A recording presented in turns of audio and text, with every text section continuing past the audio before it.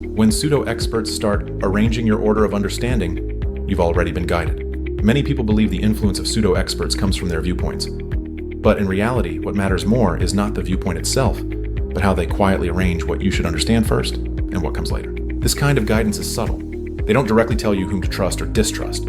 Instead, through content structure, they silently decide the order in which you receive information. They give you a conclusion first, then add reasons later. They amplify one risk while ignoring other possibilities.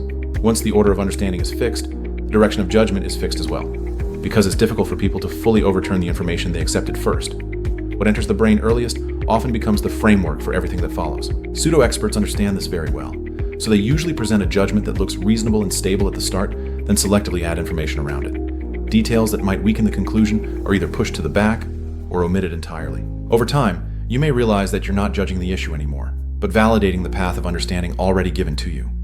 You think you are thinking independently, but in reality, you are just walking along a sequence laid out by someone else. The real problem is this. Once the order of understanding is arranged, it's hard to realize you're being guided. Because you're not forbidden from thinking, your starting point has simply been chosen for you. Truly professional content does the opposite. It reminds you to pay attention to this structure.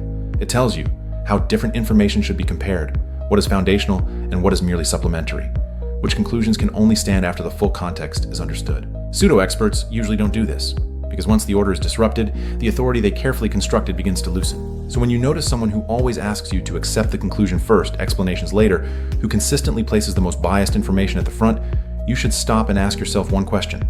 If I understood this information in a different order, would the conclusion still be the same? Often what's truly being controlled isn't the information itself, but the path through which you receive it.